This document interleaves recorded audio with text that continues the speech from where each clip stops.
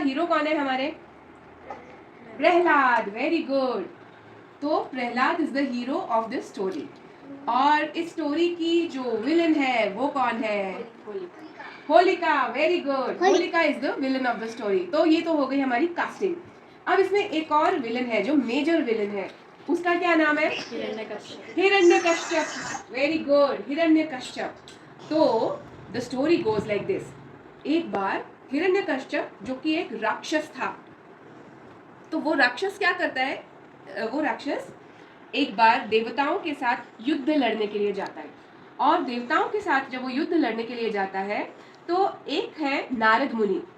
और वो नारद मुनि जो है तो वो सबके फेवरेट है, वो देवताओं के भी फेवरेट है और वो राक्षसों के भी फेवरेट है। क्यों मालूम है? क्योंकि नारद मुनि कभी भी किसी के नुकसान की बात नहीं करते। वो उनकी एक रेपुटेशन जो टीवी सीरियल्स में बनाई गई है वो एक्चुअली वैसा नहीं है उनका नेचर। उनका नेचर ऐसा है कि वो सभी के लिए मतलब गुड फीलिंग रखते हैं, जो जिसमें फायदा है ना वो उसकी बात करते हैं। तो इसलिए हिरण्यकश्यप ने अपनी वाइफ को, जो कि प्रेग्नेंट थी, उनको एक बेबी होने वाला था, तो अपनी वाइफ को कहाँ रखा? जब वो युद्ध लड़ने के लिए जा रहे थे तो कहाँ रख के गए? नारद मुनि के आश्रम में। तो नारद मुनि के आश्रम में अब उनकी वाइफ को वो छोड़ के चले गए, ताकि जब वो इतने लंबे समय युद्ध पे रहेंगे और जब वो आएंगे तब उसके बाद उनको उनकी वाइफ और बेबी सेफ मिले। और बाकी के लोग नहीं तो उनके महल के ऊपर आक्रमण करेंगे तो उनकी वाइफ को खतरा भी हो सकता है। तो वो उनकी वाइफ जो है वो नारद मुनि के आश्रम में रही। अब उनकी वाइफ जो थी वो रोज नारद मुनि जो उनको अच्छी अच्छी बातें सुनाते थे, सुंदर सुंदर कहानियां सुनाते थे, भक्ति की, वैराग्य की, भागवतिक कहानियां, तो ये सब वो सुनते थे। कौन सुनते थे? जो हिरण्यकश्यप की वाइफ है वो भी, और जो प्रहलाद जो अपनी माँ के गर्भ में था वो अंदर से ही सुनते थे वो। और ऐसी सब कहानियां सुन सुन के वो पहले से ही, जब वो मतलब उनका जन्म भी नहीं हुआ था तब से ही वो भगवान के हमेशा प्रेम में रहते थे। He was always in love with God. कौन? प्रहलाद। और उनके गॉड कौन थे? उनके गॉड थे भगवान नारायण। ओके, तो वो हमेशा नारायण भगवान के गुण गाते रहते थे। अब ये नारायण कहाँ से आए बताइए? आप भूल गए, मैंने आपको बताया था।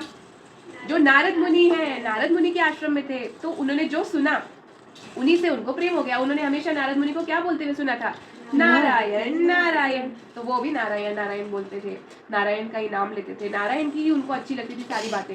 उन्होंने वही सब बातें अपने माँ के गर्भ में सुनी और उनकी माँ जो है वो भी बहुत ही अच्छी, बहुत भागवतिक हो गई। ये सब सुन के वो भी बहुत पवित्र बुद्धि की हो गई और वो भी, हाँ बैठ जाओ, sit down.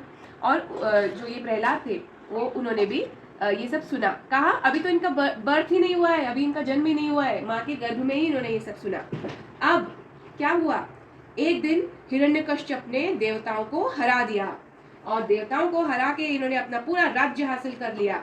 And he came back to Narad मुनि's आश्रम। वहां आके उन्होंने अपनी वाइफ को वहां से वापस रिसीव किया। थैंक यू नारद मुनि बोला और उनको जो भी दक्षिणा देनी थी, जो भी उनको देना था वो देके, और हिरण्यकश्यप अपने राजमहल चले गए। वहां जाके प्रहलाद का जन्म हुआ, प्रहलाद को बड़ा किया गया। अब वो तो राजकुमार थे तो उनके सारे के सारे जो है उनके वो पूरे किए जाते थे, उनको राजाओं के जैसे ट्रीट किया जाता था, उनके लिए बहुत अच्छी अच्छी चीजें लाई जाती थी। लेकिन हिरण्यकश्यप का ये जो बेटा था जिसका नाम रखा गया प्रहलाद, इनको तो किसी भी चीज का शौक नहीं था। इनको कितने सारे भी चॉकलेट दिए तो भी वो बोलते थे नो ठीक है थैंक यू, मैं एक ही चॉकलेट खा के खुश हो गई। तो इतने सारे टॉयज के उनके पास रूम भर भर के टॉयज थे, पर वो अपना बस छोटा सा, बस थोड़ा सा एक ही टॉय लेकर के और खेलते थे, और बाकी पूरे दिन उनको कोई काम नहीं था, बस वो एक ही काम करते थे। क्या? नारायण नारायण। क्या बोलते थे वो? Narayan Narayan Narayan Narayan Narayan Narayan. And he loved the name of Narayan. वो बहुत प्यार करते थे भगवान के इस नाम से, नारायण। इस प्रकार से नारायण का नाम लेते लेते ये बड़े होते लगे प्रहलाद। और हिरण्यकश्यप को लगा रहे ये तो छोटे हैं, अभी बड़े होके समझदार बन जाएंगे, तो इनको स्कूल भेज देते हैं। अब इनको गुरुकुल भेजा गया। उस टाइम के जो स्कूल्स होते थे उसको क्या बोलते थे? गुरुकुल। गुरुकुल भेजा गया। अब गुरुकुल में जो सिखाने वाले टीचर्स हैं वो कौन थे? वो भी हिरण्यकश्यप के ही एम्प्लॉय किए हुए लोग थे। तो जो हिरण्यकश्यप की तारीफ करता था उन्हीं को हिरण्यकश्यप जॉब देता था। तो वो सब लोग जो है ना सब यही सिखाते थे कि हिरण्यकश्यप ही भगवान है, हिरण्यकश्यप ही सब कुछ है, हिरण्यकश्यप ही राजा है, वो ही सब कुछ कर सकता है, ऐसा सिखाते थे। लेकिन ये जो छोटे से प्रहलाद बेबी थे, 5 साल से भी छोटे, ये क्या बोलते थे? नहीं, नारायण ही ब्रह्म है, नारायण ही सर्वस्व है, नारायण ही सबसे पहले थे और नारायण ही अनंत तक रहेंगे, सब कुछ कर सकने की क्षमता है नारायण में। तो एक दिन क्या हुआ, उनके गुरुकुल में एक छोटा सा मनी माउस बिल्ली का बेबी वो था, और ये सारे बच्चे उस बिल्ली के बेबी को बहुत प्यार करते थे, और उस बिल्ली के बेबी को ये लोग सब सुबह शाम दूध देते थे, प्यार करते थे। एक दिन क्या हुआ, एक कुम्हार मतलब जो घड़े बनाता है मिट्टी के, तो एक कुम्हार ने अपने घड़ों को पकाने के लिए आग जलाई और उसमें अपने मिट्टी के बर्तन डाल दिए पकने के लिए। गलती से क्या हुआ कि जो छोटा सा वो बिल्ली का बेबी था ना, वो गिर गया मटके के अंदर जलती हुई आग में, और सारे बच्चे रोने लगे, चिल्लाने लगे, ओ छोटा बेबी हमारा गिर गया, इसमें आग में कोई बचाओ, कोई बचाओ। प्रहलाद ने क्या किया, ऐसे हाथ जोड़े और बोला नारायण नारायण हरि हरि, और सारे बच्चे उसकी तरफ देखने लगे, अरे प्रहलाद तुम टेंशन में नहीं आए, अपना छोटा सा पिल्लू उसमें गिर गया, तुमको टेंशन नहीं आई? तो बोले मुझे अपने नारायण के ऊपर पूरा भरोसा है, आप सब उनसे प्रार्थना करेंगे तो अपने बेबी को वो कुछ नहीं होने देंगे। तो जो टीचर्स थे वो आके देखने लगे, अच्छा बेटा क्या उल्टा पुल्टा सिखा रहा है ये सारे बच्चों को, देखते हैं हम भी क्या होता है लास्ट तक। और सारे बच्चे ऐसे हाथ जोड़कर बोलने लगे नारायण नारायण हरि हरि, हे नारायण हमारे इस छोटे से बिल्ली के बेबी को बचा लीजिए। और पता है क्या हुआ, अब इतनी जोर की आग लगी थी कि उधर कोई जा ही नहीं सकता था, तो सबने वेट किया आग बुझने का। जब आग बुझ गई तो क्या हुआ, ये बच्चा वापस उसमें से निकला, म्याऊ, म्याऊ, और जिंदा निकला, और बाहर आके और सारे बच्चों के ऊपर चढ़ गया, खेलने लगा। वो बिल्कुल अच्छा था, उसको कुछ भी नहीं हुआ था, इतनी आग में जलने के बाद उस मटके के अंदर भी उसको कुछ भी नहीं हुआ। तो सारे बच्चे जो है वो सेलिब्रेट करने लगे, ये नारायण भगवान ने बिल्ली के प्राण बचा लिए।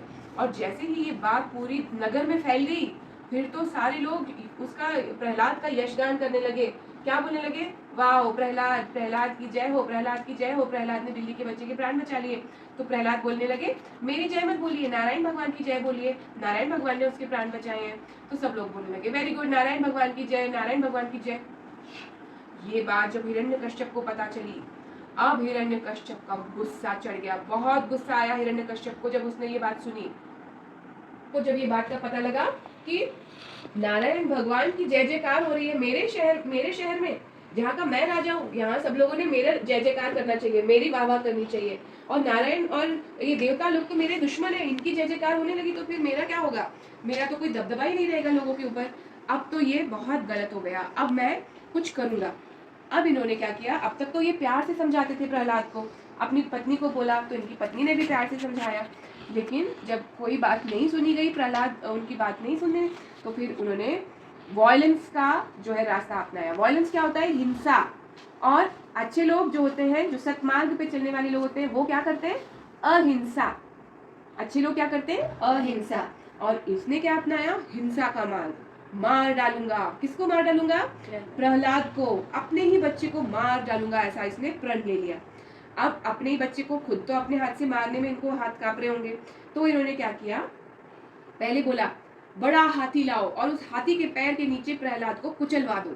तो प्रहलाद को बांध दिया एक जगह पे और एक पागल हाथी लाया गया, और वो हाथी पैर से वो उसको कुचलने के लिए आने लगा, तो वो खुद ही ऐसे ऐसे घूम गया और जिस महावत ने उसको लाया था उसी को मार के और वहां से भाग गया। ऐसा ऐसा जादू हो गया।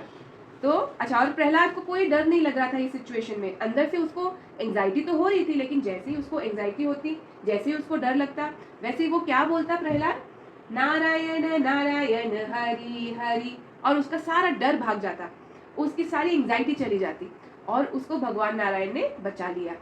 नेक्स्ट उसको एक बड़े पहाड़ पर लेकर गए, उस पहाड़ पे से ले जाकर धक्का दे दिया, किसने, हिरण्यकश्यप के मंत्रियों ने, सर्वेंट्स ने। और वहां पे से जब उसको धक्का दे दिया तो वो गिरा तो, लेकिन उसको किसने गोद में झेल लिया, नारायण भगवान ने। अब वापस वो हिरण्यकश्यप राज्य में आ गया, अपने महल में आ गया। अब ये जो हिरण्यकश्यप था ना, तो प्रहलाद बोला ना मैंने, वापस प्रहलाद अपने महल में आ गए। तो हिरण्यकश्यप जो था उसको बड़ा गुस्सा आया।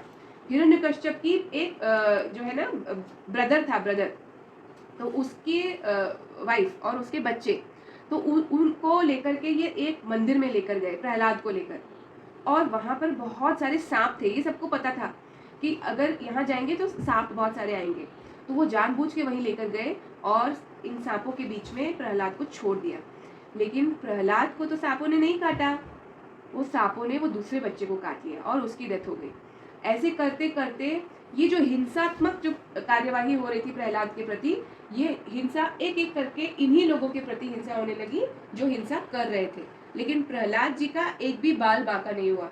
इनके हमेशा एक ही काम था, इनको जैसे ही डर लगे वैसे ही नारायण नारायण हरि हरि, और नारायण भगवान उनकी रक्षा करते थे हमेशा, उनको कुछ भी नहीं होने देते थे। अब क्या हुआ, एक दिन हिरण्यकश्यप ने अपनी बहन को बोला कि हे होलिका, तुमको तो एक चादर मिली हुई है, उसमें ऐसा वरदान है तुमको शिवजी से इस मिली हुई चादर में कि कोई भी व्यक्ति जो उस चादर को ओढ़ेगा वो जलेगा नहीं। तो तुम क्या करो, ये प्रहलाद को ना अपनी गोद में लेकर और बैठ जाओ, नहीं तो क्या हो रहा है, इसको मैं हर बार मारने की कोशिश कर रहा हूँ तो ये मर ही नहीं रहा है, ये मर ही नहीं रहा है। तो होलिका बोली ओके भैया, मैं आपके लिए करूंगी ये काम। तो वो भी बैठ गई, पूरे आग लगाई गई, और आग के ऊपर होलिका प्रहलाद को अपने मांडी पर लेकर बैठ गई और आग लगा दी गई। जैसे ही आग जली और प्रहलाद ने बोला नारायण नारायण हरि हरि, वैसे ही ये चादर उड़ के होलिका के शरीर से प्रहलाद के शरीर को ढक ले गई, और प्रहलाद तो बच गए लेकिन होलिका जल गई। और आज वही होलिका के जलने का दिन है। तो ये क्या है, ये होलिका और प्रहलाद, ये हमारे अंदर है। होलिका मतलब क्या है मालूम है, गलत बातों को सपोर्ट करने वाली वृत्ति। और वो क्या करती है, वो सोचती है कि मैं तो बच जाऊंगी, मगर जो अच्छी बातें हैं ना, चलो हम इनको वो कर देते हैं। लेकिन क्या होता है, जो भगवान का नाम लेता है, वो भगवान का जो नाम लेता है तो वो प्रोटेक्ट हो जाता है, अच्छी बातें उसकी प्रोटेक्ट हो जाती हैं। और जो बुरी वृत्तियां होती हैं, जो गंदी चीजें होती हैं जो हमारे अंदर रहती है, जैसे जेलसी, गुस्सा और लालच, मुझे चाहिए, उसके पास क्यों है, ये सब जो हमारे अंदर की जो गंदी वृत्तियां हैं वो सब जल जाती हैं। किसके साथ, होलिका के साथ। तो ये जो होलिका का दहन है वो किसके लिए इम्पोर्टेंट है, वो अच्छाई की बुराई के ऊपर जो जीत होती है उसके लिए इम्पोर्टेंट है, और इसीलिए हम इसको सेलिब्रेट करते हैं। और उसके बाद क्या हुआ, जब होलिका जल गई फिर हिरण्यकश्यप को बहुत गुस्सा आया। फिर हिरण्यकश्यप ने प्रहलाद को अपने राजमहल में बुलाया और बोला अरे लड़के, तू कितना मूर्ख है, तुझे अपने पिता नहीं दिखते, कितने बड़े पूरे साम्राज्य, पूरे स्वर्ग का लोक, नर्क का लोक, सारे पृथ्वी लोक पे मैं विजय प्राप्त कर चुका हूँ, तो मैं राजा हूँ, तो मेरे गुणगान कर, तो क्यों नारायण भगवान का गुणगान करता है। तो प्रहलाद ने बोला क्योंकि नारायण भगवान ये बाहर की चीजों में ऐसा थोड़ी है कि वो उसमें उनका ये उनकी प्रॉपर्टी नहीं है, ये सब कुछ उनकी प्रॉपर्टी है, और जब भी चाहे नारायण भगवान कहीं भी प्रकट हो सकते हैं और उनको कोई रोक नहीं सकता। हिरण्यकश्यप को ये बात सुनकर इतना गुस्सा आया, उसने बोला अच्छा, तो ये खंबे में से भी निकल सकते हैं क्या तुम्हारे भगवान। तो बोले हाँ निकल सकते हैं ना। तो बोले फिर देखते हो, बुलाओ अपने भगवान को। और ऐसे उसने तलवार निकाली और उस प्रहलाद बच्चे का गला काटने के लिए ये हिरण्यकश्यप आगे गया, और जैसे ही गले के पास तलवार थी वैसे ही उस खंबे में से, राजमहल के दगड़ी खंबे में से जो है एकदम फाड़ के नरसिंह भगवान प्रकट हुए। और नरसिंह भगवान, ये नरसिंह भगवान कौन थे, नरसिंह भगवान ये ऐसे भगवान थे जो हिरण्यकश्यप को मिले हुए वरदानों की वजह से ऐसा रूप लेकर आए थे। हिरण्यकश्यप को वरदान था कि कोई उसको दिन में भी ना मारे, रात में भी ना मारे, कोई जानवर भी ना मारे, इंसान भी ना मारे, कोई हवा में भी ना मारे, जमीन पे भी ना मारे, कोई अस्त्र से भी ना मारे, शस्त्र से भी ना मारे। और ऐसे वरदान लेने के बाद घर में भी ना मारे, बाहर में भी ना मारे। वेरी गुड तनु। शस्त्र का मतलब, शस्त्र मतलब जो फेंक, हाँ जो फेंक के मारते हैं, अस्त्र मतलब जो हाथ में लेकर के अपन वध करते हैं भाला। तो अब इस प्रकार से इतने सारे वरदान मिलने की वजह से जो हिरण्यकश्यप जीतता जा रहा था, जिसकी वजह से उसके अंदर अहंकार, घमंड भर गया था कि मुझसे ज्यादा पावरफुल कोई नहीं। और ये वरदान देने वाले कौन थे, शिव जी। भगवान से वरदान मिलके आपको मिला है ना, भगवान ने पावर दी है आपको, लेकिन उस पावर का घमंड खुद कर लेना। पावर देने वाला कोई और, लेकिन पावरफुल होने के बाद इंसान का दिमाग जब खराब हो जाता है तो ऐसा उसके साथ होता है, और इसके हिरण्यकश्यप के साथ भी यही हो गया। तो इसको कुछ समझ में नहीं आ रहा था, घर में इतना बड़ा भागवतिक एक जन्म लेकर आया, उसने इतना समझाया मगर उसको समझ में नहीं आया, तो उसके लिए फिर भगवान को नरसिंह अवतार लेकर आना पड़ा। और नरसिंह अवतार ने क्या किया, हिरण्यकश्यप को ऐसे उठाया हवा में, बड़ा अपने डींगे हाँकता था अपनी एनर्जी की, अपनी पावर की, और अब उसको लेकर के क्या किया, उसको लेकर के वो चौखट पे गए। और चौखट पे जब लेकर के गए तो चौखट पे लेकर के और उसको अपने घर की चौखट पे क्यों लेकर गए, क्योंकि चौखट जो है ना वो घर के अंदर होती है ना वो घर के बाहर होती है। हाँ, और उसको ऐसे हवा में अपने पैर के ऊपर रख लिया हिरण्यकश्यप को, तो अब ना वो धरती पे रहा ना वो आसमान में रहा, वो तो हवा में है। फिर न अस्त्र से मारा न शस्त्र से मारा, नरसिंह भगवान ने उसको अपने नख जो थे ना उनके वाग नख, तो ऐसे नखों से उसका जो है छाती फाड़ दी। और न उस टाइम दिन था न उस टाइम रात थी, वो दूरी ये जो दोनों सांझ का जो समय होता है, इवनिंग का जो टाइम होता है, उस टाइम की बात है ये। तो इस प्रकार पूरे तरीके से उसके वरदान को भी जो मिला था ना, उस वरदान को भी नहीं उन्होंने खंडित होने दिया, और न तो उसका जो है मतलब उसको मार भी दिया और वो वरदान भी खंडित नहीं हुआ। इस प्रकार से भगवान ने आइडिया लगाया। अब सोचो भगवान कितने इंटेलिजेंट है, जो पूरी दुनिया को, पूरी कॉस्मोस को इंटेलिजेंस देते हैं, तो ऐसे भगवान की खुद की इंटेलिजेंस कितनी ज्यादा हाई होगी। अगर उनको पता है कि किसी को वरदान दिया है तो उसको कैसे कट करना है वो भी उनको पता है। इसलिए ईगोइस्टिक होके और जो पावर हमको भगवान ने दिया उस पावर के ऊपर दीवाने होके घमंड करके और दूसरों को परेशान जो करता है उसका फिर क्या हश्र होता है, यही होता है। तो इससे हमको होली के त्योहार से दो चीजें सीखने को मिलती है। पहली चीज ये कि हमको खुद अपने अंदर जो है क्या करना है, जो हमारे अंदर की जो गंदी वृत्तियां हैं, दूसरों को हमेशा कंट्रोल करने की इच्छा, दूसरों को अपने हिसाब से चलाने की इच्छा, और जो कि कोई और कुछ अच्छा कर रहा है तो उसको रोक के अपनी अच्छी को हमेशा आगे